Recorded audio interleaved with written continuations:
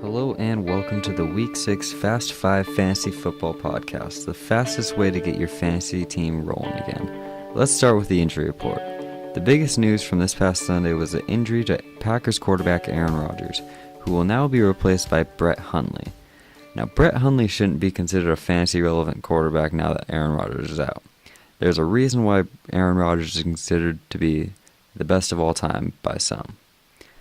And let's just say Brett Hundley's not even close to that. Due to this injury, there are a few waiver wire recommendations I have for you. The quarterback to pick up is Phillip Rivers, who is still available in nearly 30% of ESPN leagues through 6 weeks. He averages nearly 16 points a game. His upcoming schedule includes Denver, who he scored 17 points on in Week 1, New England, followed by a bye, Jacksonville, Buffalo, Dallas, and then Cleveland. A relatively easy schedule for a veteran quarterback. Now, with the injury to Rodgers, the offensive production in Green Bay takes a substantial hit. Expect Jordy Nelson to remain an elite presence on the field, however, don't bank on Randall Cobb or Davante Adams in wide receiver 2 positions. Oftentimes in the NFL, backup and rookie quarterbacks rely on one receiver to target, generally the team's elite receiver. This being said, Jordy Nelson shouldn't see a stark decline in production. However, Davante Adams and Randall Cobb could be in trouble for the foreseeable future.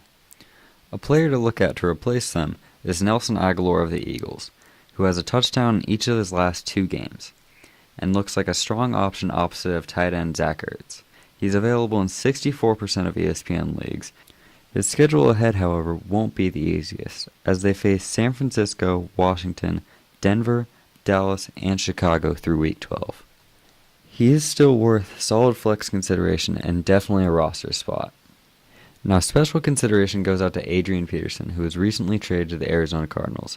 After managing just 27 rushes for 81 yards throughout 5 weeks of the Saints, he came into Sunday with a chip on his shoulder, busting out 26 rushes, 134 yards, and 2 touchdowns, resulting in a Cardinal win. AP is by far the comeback player of the week, and a player to watch out for in fantasy football. Another surging waiver wire pickup is Chargers tight end Hunter Henry, who's received 15 targets in the past 2 games. He's owned in just 58% of leagues and should be considered a strong waiver wire pickup with mediocre production from higher valued tight ends such as Kyle Rudolph and Martellus Bennett. Now for the players to stay away from. Browns running back Isaiah Crowell was drafted in the 4th round on average in ESPN leagues. However, through 3 weeks, he finds himself at RB40 in terms of season scoring. Facing a tough O-line the next 2 weeks in Tennessee and Minnesota, it is best to leave Crowell on the bench until he proves otherwise. Next up is Raiders wide receiver Amari Cooper.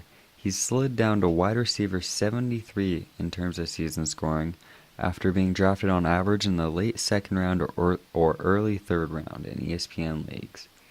Wide receiver 73.